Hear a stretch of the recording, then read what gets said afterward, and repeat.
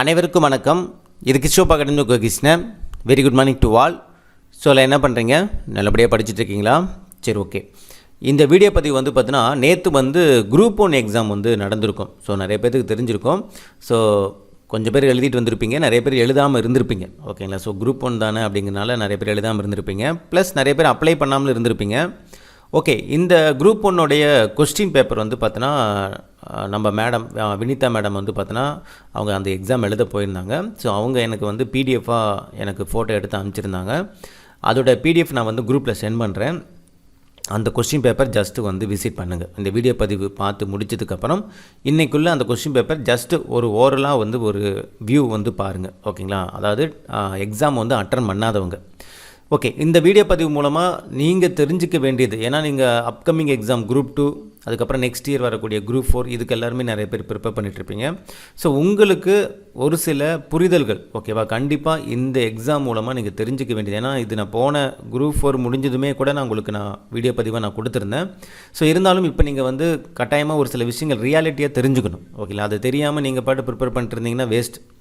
என்ன ரியாலிட்டி, என்ன விஷயங்கள், ஓகேங்களா, நீங்கள் படிக்கும்போது எந்த ஒரு மனநிலை இருக்கணும், எக்ஸாம் கொஷின் பேப்பர் எப்படி இருக்கும், எக்ஸாம்னா என்ன, ஃபஸ்ட்டு காம்படிட்டிவ் எக்ஸாம்னா என்னன்னு நிறைய பேருக்கு தெரியாமலே நீங்கள் என்ன பண்ணுறீங்க, இந்த டிஎன்பிசி பயணிச்சிட்ருக்கீங்க. ஸோ கொஞ்சம் தெரிஞ்சுக்குங்க. ஓகேங்களா? இப்போ இருக்கக்கூடிய டிஎன்பிசி எக்ஸாமுடைய கொஷின் பேப்பர் எந்த மாதிரியான தரத்தில் எடுக்கிறாங்க, ஸோ நம்ம எப்படி ப்ரிப்பேர் பண்ணணும், எந்த மாதிரி பார்த்தோன்னா நம்ம மனநிலை பார்த்தோன்னா கொஷின் பேப்பர் அட்டன் பண்ணும்போது இருக்கணும், இது எல்லாத்துக்குமான ஒரு விடை இந்த வீடியோ பதிவில் உங்களுக்கு முழுசாக கிடைக்கும். ஏன்னா நிறைய பேர் பார்த்தோன்னா நல்லா படிச்சுட்ருக்கேங்க சார், நல்லா இது பண்ணுறேன், கொஷின்ஸ் ஈஸியாக இருக்குது, கஷ்டமாக இருக்குது, இல்லை கொஷின்ஸ் இப்படி கஷ்டமாக கேட்டால் நாங்கள் எப்படி சார் ஆன்சர் பண்ணுறது, ஸோ இந்த மாதிரி நிறைய குழப்பங்கள் இருக்கும். ஸோ ஓகே, ஃபஸ்ட்டு தெரிஞ்சுக்கலாம், ஒன்று தெரிஞ்சுக்கலாம். இது சம்மந்தமாக நான் டீட்டெயிலாக ஒரு ஜென்ரல் லைவ் கூட வரேன். அதுக்கு முன்னாடி இந்த கொஸ்டின் பேப்பர் வச்சு நான் உங்களுக்கு ஒரு சில தகவல் நான் கொடுக்குறேன். நாளைக்கு முடிஞ்சால் ஒரு ஜென்ரல் லைவ் டீட்டெயிலாக இன்னமும் உங்களுக்கு எக்ஸ்ப்ளனேஷனாக கொடுக்குறேன். ஓகேங்களா? சரி, ஓகே. இந்த கொஷின் பேப்பர் நம்ம என்னென்ன கேட்டிருக்காங்க அப்படிங்கிறது நீங்கள் ஜஸ்ட்டு பாருங்கள். ஓகேங்களா? டோட்டலாக 200 கேள்விகள் இருக்கும். இந்த 200 கேள்விகளுமே உங்களுக்கு முழுக்க முழுக்க ஜிகே தான். ஏன்னா குரூப் 1 எக்ஸாம் பொறுத்த வரைக்கும் 200 கேள்வியுமே ஜிகே தான். இதே குரூப் 4 குரூப் 2 அப்படின்னா உங்களுக்கு தமிழ் 100 கேள்வி, ஜிகே 100 கேள்வி இருக்கும். பட் இங்கே பார்த்தோன்னா முழுக்க முழுக்க ஜிகே தான் 200 கேள்விகளும். ஓகேங்களா? ஸோ அதனால் இதில் இருக்கக்கூடிய ஜிகே கொஷின்ஸ்லாம் கொஞ்சம் நீங்கள் பார்க்கலாம். ஓகேங்களா? தமிழ் இருக்காது, ஜிகே கொஷின்ஸ் இருக்கும். யூனிட் 8, 9 எல்லாமே கலந்துருக்கும், மேக்ஸ் எல்லாமே கலந்துருக்கும். ஸோ கொஞ்சம் நீங்கள் இதெல்லாமே என்ன பண்ணலாம், நீங்கள் எப்படி கேட்டிருக்காங்க, எந்த மாதிரி ஆங்கிளில் கேட்டிருக்காங்க, எல்லாமே நீங்கள் என்ன பண்ணிக்கலாம், தெரிஞ்சுக்கலாம். சரிங்களா? சரி, ஓகே. இந்த குரூப் 1 எக்ஸாம் மூலமாக நீங்கள் தெரிஞ்சிக்க வேண்டிய விஷயங்கள், ஓகேங்களா, நான் என்னென்னங்கிறது நான் சொல்கிறேன். ஃபஸ்ட்டு புரிஞ்சுக்குங்க. நான் சொல்கிற விஷயங்கள் நீங்கள் எந்த அளவுக்கு ஆழமாக புரிஞ்சுக்கிறீங்களோ அந்த அளவுக்கு பார்த்தோன்னா உங்களுக்கு அடுத்து வரக்கூடிய எக்ஸாமுக்கான ப்ரிப்பரேஷன் உங்களுக்கு இருக்கும். சரிங்களா? ஃபஸ்ட்டு விஷயம் என்னென்னா, இந்த டிஎன்பிசி எக்ஸாம் பொறுத்த வரைக்கும், ஓகேங்களா, நல்லா தெரிஞ்சுங்க. டிஎன்பிசி எக்ஸாம் பொறுத்த வரைக்கும்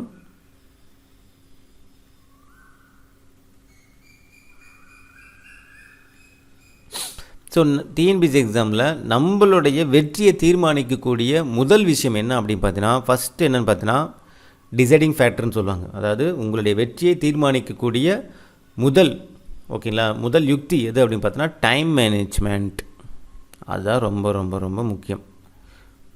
ஸோ நம்ம கேட்பாங்க, சார் டிஎன்பிசி பார்த்தீங்கன்னா எந்த யூனிட்ஸை கஷ்டமாக வைப்பாங்க, எந்த யூனிட் கஷ்டமாக கொடுத்து நம்மளை பார்த்தோன்னா ட்விஸ்ட் பண்ணிவிடுவாங்க. பார்த்தா எதுவுமே கிடையாது. ஓகேங்களா? கஷ்டம் ஈஸி அப்படிங்கிறத தாண்டி ஃபஸ்ட்டு உங்களுக்கு வைக்கக்கூடிய செக் பாயிண்ட் எது அப்படின்னு பார்த்தோன்னா டைம் மேனேஜ்மெண்ட். ஸோ உங்களுடைய நேரங்களை எந்த அளவுக்கு இழுக்க முடியுமோ இழுப்பாங்க. அதாவது நேரத்தினுடைய ஒரு குறைபாடு தான் நம்ம என்ன சொல்லுவோம் அப்படின்னு பார்த்தீங்கன்னா கொஸ்டின் கஷ்டம் அப்படின்னு நம்ம சொல்லுவோம்.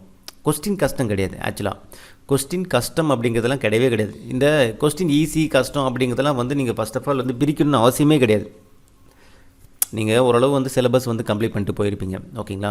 இப்போ என்னென்னா, நீங்கள் படித்த பாடத்துங்களிலிருந்து கேள்விகள் வரும்போது நீங்கள் அட்டன் பண்ண போகிறீங்க. ஆனால் படித்த பாடத்திலிருந்து வரக்கூடிய கேள்விகள் உங்களுக்கு எப்படி வருது, அதாவது ஸ்ட்ரெயிட் ஃபார்வர்டாக வருதா இல்லை ஸ்டேட்மெண்ட்டாக வருதா அப்படிங்கிறது ரொம்ப முக்கியம். ஓகேங்களா? ஸ்ட்ரெயிட் ஃபார்வர்டாக வருது, அதாவது கொஷின்ஸ் பார்த்தோன்னா அதாவது 4 ஸ்டேட்மெண்ட் இல்லாமல் டைரக்ட் கொஷினாக இருக்குது அப்படின்னா அதுக்கான டைம் கன்சியூமிங்கிறது கொஞ்சம் கம்மியாக இருக்கும். இதே ஒரு கொஷின்ஸ் வந்து பார்த்தோன்னா 4 ஆப்ஷன் 4 ஸ்டேட்மெண்ட்டுமே தெரிஞ்சு அதில் எது தவறு எது சரி அப்படின்ட்டு நம்ம வந்து டிசைட் பண்ணும்போது கொஞ்சம் டைம் அதுக்கு இழுக்கும். அப்போ டைம் மேனேஜ்மெண்ட்டு தான் என்ன பண்ணுறாங்க, உங்களுக்கு இங்கே டிசைடிங் ஃபேக்டராக வைக்கிறாங்க. ஓகே 4 ஸ்டேட்மெண்ட்டும் தெரிஞ்சால் தான் நீங்கள் ஆன்சர் போட முடியும் அப்படிங்கிற மாதிரி ஸ்டேட்மெண்ட் வந்து வைக்கிறாங்க. சரிங்களா? ஸோ அப்போ என்னென்னா இந்த இடத்துல டைம் மேனேஜ்மெண்ட் அப்படிங்கிறது தான் உங்களுடைய சக்ஸஸுக்கு வந்து பார்த்தீங்கன்னா மிகப்பெரிய ஒரு பிடிப்புங்கிற மாதிரி. ஓகேங்களா? இப்போ நம்ம குரூப் 1 எக்ஸாம் எழுதியிருப்பீங்க. இப்போ நிறைய பேர் குரூப் 1 எக்ஸாம் எழுதியிருப்பீங்க. குரூப் 1 எக்ஸாம் எழுதின எல்லாருக்குமே காமனாக இருக்கக்கூடிய ஒரே ஒரு விஷயம் என்ன அப்படின்னு பார்த்தீங்கன்னா டைம் மேனேஜ்மெண்ட். ஈவன் நல்லா படிச்சுட்டு போயிருந்தாலும் 200 கேள்விகளுமே எனக்கு தெரிந்த கேள்விகள் தான், நான் படித்த பாடத்திலிருந்து தான் வந்திருக்கு, எல்லாமே எனக்கு தெரியும் அப்படின்னாலும் இந்த 200 கேள்வி அவங்களுக்கு அட்டன் பண்ணுறதுக்கு 3 hours அப்படிங்கிறது போதுமானதாக இருக்காது. நான் சொல்கிறது புரிதுங்களா? 200 கேள்வியுமே எனக்கு தெரிஞ்ச கேள்வி தான், நான் யோசிச்சு போட்டேன்னா 200க்கு 200 நான் வாங்குவேன் அப்படின்னு இருந்தாலுமே கூட, ஆனால் அந்த 3 மணி நேரத்துக்குள்ளே அந்த 200 கேள்வி அப்படிங்கும்போது கொஞ்சம் சிரமம். அதாவது 99.9999% வந்து பார்த்தோன்னா அவங்க அந்த டைம் மேனேஜ்மெண்ட் பண்ண முடியாது. இது வந்து காமன், எல்லாருக்குமே காமனாக இருக்கக்கூடிய விஷயங்கள் தான். நீங்கள் யாரை வேணால் நீங்கள் வந்து பாருங்கள், இப்போ இந்த ப்ரிலிமினரிலேயே ஃபஸ்ட் மார்க் எடுத்தவங்களை போய் கேட்டாலுமே டைம் மேனேஜ்மெண்ட் பத்தலை, இன்னும் கொஞ்சம் டைம் இருந்தால் ஒரு 2 to 3 மார்க் நான் எடுத்திருப்பேன் அப்படின்னு தான் சொல்லியிருப்பாங்க. சரிங்களா? ஆனால் அந்த டைம் மேனேஜ்மெண்ட்டுக்குள்ளே உங்களுக்கான டைம் மேனேஜ்மெண்ட் அப்படிங்கிறது இப்போ 200 கேள்விகள் வந்து எனக்கு தெரிந்த கேள்வி தான், ஆனால் எனக்கு டைம் பத்தலை அப்படிங்கிறது வந்து எவ்வளோ கேள்வி நீங்கள் வந்து பார்த்தோன்னா டைம் மேனேஜ் பண்ணி உங்களுக்கு சாதகமாக நீங்கள் பயன்படுத்திக்கிட்டீங்க அப்படிங்கிறத இந்த இடத்துல வந்து இருக்கக்கூடிய விஷயங்களே. புரிதுங்களா உங்களுக்கு? சார் எனக்கு ஒரு 50 கேள்வி அட்டன் பண்ணுறதுக்கு டைமே இல்லை அப்படிங்கிறதுக்கும், சார் எனக்கு ஒரு 30 கேள்வி அட்டன் பண்ணுறதுக்கு டைமே இல்லை, எனக்கு ஒரு 20 கேள்விகள் அட்டன் பண்ணுறதுக்கு டைம் இல்லை, எனக்கு ஒரு 10 கேள்விகள் அட்டன் பண்ணுறதுக்கு டைம் இல்லை. ஸோ இது எல்லாமே டிஃப்ரெண்ட். 50 கேள்வி அட்டன் பண்ண டைம் இல்லை அப்படின்னா ஓகே, நீங்கள் எங்கேயோ டைம் வந்து ரொம்ப அதிகமாக வேஸ்ட் பண்ணியிருக்கீங்கன்னு அர்த்தம், இன்னும் கொஞ்சம் ப்ராக்டிஸ் பண்ணலைன்னு அர்த்தம். அப்போ இவங்களுக்கும் 10 கேள்வி அட்டன் பண்ண டைம் இல்லை அப்படிங்கிறவங்களும் சேம் அதே டைலாக் தான் சொல்லுவாங்க. டைலாக் மீன்ஸ் என்னது, அதே ஸ்டேட்மெண்ட்டு தான். ஓகே எனக்கு வந்து டைம் வந்து கொஞ்சம் பத்தலை இருந்துச்சா எனக்கு ஒரு 10 கேள்வி சேர்த்து போட்டிருப்பேன், எனக்கு கொஞ்சம் டைம் இருந்தால் எனக்கு ஒரு 50 கேள்வி சேர்த்து போட்டிருப்பேன். ஸோ ரெண்டுக்குமே வித்தியாசம் பாருங்கள், ரெண்டுக்குமே காரணங்கள் ஒன்று தான், பட் அந்த டிஃப்ரென்ஷியேஷன் வந்து பார்த்தீங்கன்னா தெரியும். இது உங்கள் 50 கேள்வி அட்டன் பண்ண டைம் இல்லை, இவங்க 10 கேள்வி அட்டன் பண்ண டைம் இல்லை. ஸோ இதுதான், இந்த வித்தியாசம் தான் ஒருத்தர் வந்து மார்க் முன்னாடி எடுக்க வைக்கிறது பின்னாடி எடுக்க வைக்கிறது. நான் சொல்கிறது புரிதுங்களா? ஸோ கொஸ்டின் அப்படிங்கிறது டைம் மேனேஜ்மெண்ட் அப்படிங்கிறது எல்லாருக்குமே போதுமானதாக இருக்காது. யாருமே 200 கேள்வி நான் முடிச்சிட்டேன் அப்படின்ட்டு ஒரு 2.5 hours முடிச்சு வச்சுட்டு உட்காந்துட்டு இருக்கிறதுல இது ஸ்கூல் எக்ஸாம் கிடையாது, இது competitive exam. Each and every questions வந்து எவரி டாப்பிக்லேருந்து கேட்பாங்க. ஒரே ஒரு டாபிக் மட்டும் இது கிடையாது, ஒரே சப்ஜெக்ட் மட்டும் இது கிடையாது, எல்லாம் கலந்து கேட்குறதுனால ஈவன் நல்லா படிச்சிருந்தாலுமே கூட நமக்கு அங்கே டைம் இழுக்க தான் செய்யும். பட் எவ்வளோ டைம் உங்களுக்கு பத்தலை அப்படிங்கிறது இந்த இடத்துல விஷயமே. எவ்வளோ கொஸ்டின்ஸ் அட்டன் பண்ண டைம் பத்தலை. மேக்ஸ் வந்து சார் மேக்ஸ் ஒரு கேள்விக்கே வந்து ஒவ்வொரு கேள்விக்குமே 5 நிமிஷம் எனக்கு ஆகிடுச்சு சார். ஒரு சில கேள்வியில் எனக்கு வந்து ரொம்ப நேரம் டைம் ஸ்பெண்ட் பண்ணி எனக்கு ஆன்சரே வரல. அப்போ அவங்களுக்கும் சார் ஒரு சில கேள்வி எனக்கு வந்து 2 நிமிஷம் ஆகிடுச்சு, ஒரு சிலர் வந்து ஒரு சில கேள்வி அட்டன் பண்ணுறதுக்கு எனக்கு 10 நிமிஷம் ஆகிடுச்சுமா. ஒரு கேள்விக்கே 10 நிமிஷம் எடுத்துப்பாங்க மேக்ஸில். அப்போ அவங்களுக்கும் ஒரு கேள்விக்கு வந்து பார்த்தோன்னா ஒரு 3 நிமிஷம் ஆகிடுச்சு அப்படிங்களுக்கும் பயங்கர டிஃப்ரெண்ட் இருக்குது. ஸோ இவங்களுக்கும் டைம் வந்து அதிகமாக இழுக்குது, இவங்களுக்கு இதுக்கு இழுக்குது தான். ஆனால் இவங்க 3 நிமிஷத்தில் முடிக்கிறது நீங்கள் 10 நிமிஷம் ஆகுது உங்களுக்கு. இப்போ உங்களுக்கு வித்தியாசம் இருக்குது. நான் சொல்கிறது புரியுதுங்களா? ஸோ எந்த அளவுக்கு வந்து குறைக்க முடியுமோ அந்த அளவுக்கு டைம் வந்து நீங்கள் என்ன பண்ணணும், சேவ் பண்ணணும். அது வந்து எல்லாத்துக்குமே உங்களுக்கு பின்னாடி தெரிந்த கேள்வி அட்டன் பண்ணுறதுக்கு ரொம்ப ரொம்ப ஹெல்ப்ஃபுல்லாக இருக்கும். ஸோ அந்த டைம் யார் மேனேஜ் பண்ண தெரிஞ்சிருக்கீங்களோ அவங்க ஈஸியாக சக்ஸஸ் பண்ணலாம். ஓகே சார், டைம் மேனேஜ்மெண்ட் அப்படிங்கிறது எப்படி நம்ம கொண்டு வர்றது அப்படிங்கிறதுக்கு நான் வந்து எக்ஸாமுக்கு நாளில் நான் வீடியோ பதிவு நான் குரூப் 4 எக்ஸாமுக்கு நான் போட்டிருந்தேன். நிறைய பேர் அந்த வீடியோ பதிவு பார்த்துருப்பீங்க. பட் அதை வந்து செயல்படுத்தும் போது இப்போ நம்ம டைம் மேனேஜ்மெண்ட்டுக்குன்னு ஒரு வீடியோ பதிவு நம்ம கொடுப்போம். ஓகேங்களா? நான் லாஸ்ட் குரூப் 4 கூட நான் கொடுத்துருந்தேன். எக்ஸாமுக்கு நாள் நான் வந்து கொடுத்துருந்தேன். அது 2 நாள் முன்னாடி கொடுத்துருந்தேன். பட் அந்த வீடியோ பதிவில் சொல்லியிருக்கக்கூடிய விஷயங்கள் வந்து கரெக்டாக ஃபாலோ பண்ணுங்கப்பா, உங்களுக்கு டைம் நிறைய கிடைக்கும் நான் சொல்லியிருந்தேன். பட் எப்போவுமே நம்ம மைண்ட் என்ன பண்ணுன்னா திரும்பவும் அதே தப்பை பண்ணிவிட்டு சார் நீங்கள் சொன்னீங்க இருந்தாலும் நான் கேட்காம போயிட்டேன். அதாவது இந்த தப்பை அவாய்ட் பண்ணால் நம்ம வந்து டைம் ஈஸியாக மேனேஜ் பண்ணால் நமக்கு நல்லா தெரியும். தெரிஞ்சுமே எக்ஸாம் ஹாலில் ஸ்பாட்டில் நம்ம என்ன பண்ணிட்டோம்னா நம்மளை அறியாமலே நம்ம ஓகே நம்ம கொஞ்சம் யோசிக்கலாம் ஆன்சர் வந்துடும், கொஞ்சம் யோசிக்கல ஆன்சர் வந்துட்டு ஒரே கேள்வி அதாவது அந்த கேள்விக்கு ஆன்சர் வரலைன்னா அடுத்த கேள்விக்கு மூவ் ஆகிற அந்த மனசு அந்த இடத்துல வரவே வராது. கொஞ்சம் யோசிச்சு பார்க்கலான்னு டைம் அந்த இடத்துல வேஸ்ட் ஆகிக்கிட்டே இருக்கும். நான் சொல்கிறது புரியுதுங்களா? பட் நான் என்ன சொல்லியிருப்பேன்னா, ஓகே ரொம்ப யோசிக்காதீங்க, ஆன்சர் வரலையா ஓகே மார்க் பண்ணி வைங்க, பின்னாடி நம்ம பார்த்துக்கலாம். ஏன்னா பின்னாடி தெரிந்த கேள்விகள் உங்களுக்கு அதிகமாக இருக்கும். நீங்கள் தெரியாத கேள்விக்கோ இல்லை குழப்பமாக இருக்கக்கூடிய கேள்விக்கு அதிகமாக டைம் ஸ்பெண்ட் பண்ணிங்கன்னா, தெரிஞ்ச கேள்வி டைரெக்டாக பார்த்தாலே ஆன்சர் போடக்கூடிய கேள்விகள் நீங்கள் பார்க்குறதுக்கு கூட டைம் பின்னாடி பார்த்தா போயிடும். அப்புறம் என்ன பண்ணுவீங்க, ஏபிசின்னு ஏதோ ஒன்று குறிச்சிட்டு தான் வருவீங்க. அதை நான் சொல்லியிருப்பேன். பட் அது நிறைய பேர் கேட்காம ஸ்பாட்டில் என்ன பண்ணுவீங்க, சேம் அதே தப்பு பண்ணிகிட்ருப்பீங்க. ஸோ சின்ன சின்ன விஷயங்கள் தான் நான் சொல்கிறேன். இந்த மாதிரி சின்ன சின்ன விஷயங்கள் டைம் மேனேஜ்மெண்ட்டுக்கு நான் கொடுக்கக்கூடிய சின்ன சின்ன குழு, அது எல்லாமே நீங்கள் என்ன பண்ணிக்கணும், இம்ப்ளிமெண்ட் பண்ணணும். கேட்குறது முக்கியம் கிடையாது, இம்ப்ளிமெண்ட் பண்ணணும், நடைமுறைப்படுத்தினா அந்த டைம் மேனேஜ்மெண்ட்டுங்கிறது ஈஸியாக பண்ணலாம். ஓகேங்களா? ஸோ இந்த டைம் மேனேஜ்மெண்ட்டுங்கிறது ரொம்ப ரொம்ப ரொம்ப முக்கியமானது. As well practice. ஓகேங்களா? கொஸ்டின்ஸ் நீங்கள் டெஸ்ட்டு போட்டு ப்ராக்டிஸ் பண்ணுறதுங்கிறது ரொம்ப ரொம்ப முக்கியம். அதுவும் டைம் மேனேஜ்மெண்ட்டுக்கு ரொம்ப முக்கியமான ஒன்று. ஓகேங்களா? சரி, ஓகே. இது எல்லாமே ஃபஸ்ட்டு நான் சொல்லிட்டேன். செகண்ட் பார்த்தீங்கன்னா, கொஸ்டின் ஈஸி கஷ்டம். இது நான் உங்களுக்கு சொல்லி ஆகணும். கொஸ்டின் இந்த ஒரு புரிதல் கண்டிப்பாக கொடுக்கணுங்கிறதுக்காக தான் இந்த வீடியோ பதிவு. கொஸ்டின் ஈஸி, ஓகேங்களா? அதுக்கப்புறம் பார்த்தோன்னா மாட்ரேட், அப்புறம் பார்த்தோன்னா ஹார்ட், அப்படி வச்சுக்கோங்களேன். கொஸ்டின் ஈஸி, கஷ்டம், ரொம்ப பார்த்தோன்னா ஹார்டாக இருந்துச்சு அப்படின்னு சொல்லுவாங்கள்ல, ஓகேங்களா? இல்லை டஃப்னு கூட வச்சுங்க. ஓகேங்களா? சரி, ஓகே. இப்போ பாருங்கள், ரொம்ப சிம்பிள். எப்போவுமே ஒரு காம்படிட்டிவ் எக்ஸாம், இப்போ டிஎன்பிசிங்கிறது பார்த்தோன்னா ஸ்கூல் எக்ஸாம் கிடையாது. நீங்கள் ஸ்கூலில் படிக்கக்கூடிய என்ன ஒரு சிலபஸ் கொடுத்துட்டாங்க, அதில் ஸ்கூல் புக்கிலேருந்து தான் கேட்குறாங்க அப்படிங்கிறது ஓகே தான். ஓகேங்களா? அப்போ ஸ்கூல் புக்கிலேருந்து கேட்குறாங்க வசனம், ஸ்கூல் புக்கில் இருந்து எல்லா கேள்விகளும் உங்களுக்கு ஸ்ட்ரெயிட் ஃபார்வர்டாக கேட்கணும்னு நம்ம எதிர்பார்க்கக்கூடாது. இப்போ எப்போவுமே நல்லா கேட்டுங்க, கொஸ்டின் ஈஸி கஷ்டங்கிறது 200 கேள்வியுமே நீங்கள் படித்ததுலேருந்து வந்தால் தான் நீங்கள் ஈஸினே சொல்லுவீங்க. உங்கள் மனநிலை அப்படி தான். இப்போ அப்படி ஆயிடுச்சு. 200 கேள்வியுமே, இப்போ நான் தமிழில் 100 கேள்வினா 100 கேள்வியுமே எனக்கு தெரிஞ்ச கேள்வியே வந்துடணும். நான் படித்ததுலேருந்து தான் நான் படித்ததுலேருந்து வந்தால் தான் நான் ஈஸின்னு சொல்லுவேன். நான் படித்ததே இவ்வளோ தான், ஆனாலுமே எனக்கு அதுலேருந்து தான் வரணும். ஓல்டு புக்கே நான் படிக்கல, ஆனால் நியூ புக்கிலேருந்து 100 கேள்வி வந்துடணும். அப்படி வந்தால் தான் எனக்கு தமிழ் ஈஸி. மேக்ஸு நான் போட்டு பார்த்த சம் மாடல் மட்டும்தான் வரணும். நான் என்னென்ன மாடல் சம் போட்டு பார்த்தனோ அது மட்டும் தான் எனக்கு வரணும். அப்போ தான் எனக்கு அது ஈஸி அப்படின்னு நீங்கள் சொல்லுவீங்க. ஜிகே அதே மாதிரி தான். நான் படித்த பாடத்துலேருந்து மட்டும் தான் கேள்வி வரணும், அது ஈஸியாக வரணும். ஈஸி மீன்ஸ் என்னது, ரொம்ப ட்விஸ்டடாக அந்த மாதிரிலாம் இருக்கக்கூடாது. ஆப்ஷன் கூட ட்விஸ்டாக கூடாது. ஸ்ட்ரெயிட் எனக்கு குழப்பம் இல்லாமல் ஆப்ஷன் வச்சா தான் எனக்கு ஈஸி. அப்போ உங்களுக்கு கொஸ்டின் ஈஸி அப்படிங்கிறது நீங்கள் எப்போ சொல்லுவீங்கன்னா, நான் சொல்லக்கூடிய இந்த விஷயங்கள்லாம் சொன்னால் தான். நீங்கள் படித்த பாடத்துலேருந்து வரணும், கொஸ்டின்ஸ் ஈஸி, அதாவது ஒரு ஸ்ட்ரெயிட் ஃபார்வர்டாக கொஸ்டின்ஸ் இருக்கணும். ரொம்ப ட்விஸ்ட் பண்ணி கூட ஆப்ஷன் கூட ரொம்ப ட்விஸ்ட் பண்ணி வைக்கக்கூடாது. ப்ளஸ் நீங்கள் ஒரு ஓல்டு புக்கு நியூ புக்கு, ஓகேங்களா, இன்கேஸ் அந்த சிலபஸில் நீங்கள் என்ன படிச்சிங்க அதுலேருந்து தான் கேள்வி வரணும். மேக்ஸு நீங்கள் போட்டு பார்த்த மாடல்லேருந்து மட்டும் தான் மேக்ஸ் வரணும்.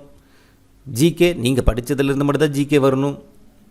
11th 12th பார்த்தோன்னா உங்களுக்கு இந்த முகலாயர்கள், டெல்லி சுல்தான்கள், இந்த பாடத்துலேருந்தெல்லாம் புக் பேக் கொஸ்டினாக வரணும், பாக்ஸ் கொஸ்டினாக வரணும். நீங்கள் படித்த பாடத்துலேருந்து ஸ்ட்ரெயிட்டாக வரணும் கொஸ்டின். ஸோ உங்கள் மனநிலையில் என்ன ஆகிடுச்சுன்னா, அதேமாதிரி கரண்ட் அஃபேர்ஸா, ஓகே நான் படித்ததுலேருந்து தான் கரண்ட் அஃபேர்ஸ் வரணும். சயின்ஸு நான் ரொம்ப ஈஸியாக, ஓகேங்களா, ரொம்ப ஈஸியாக இருக்கிற மாதிரி இருக்கணும்.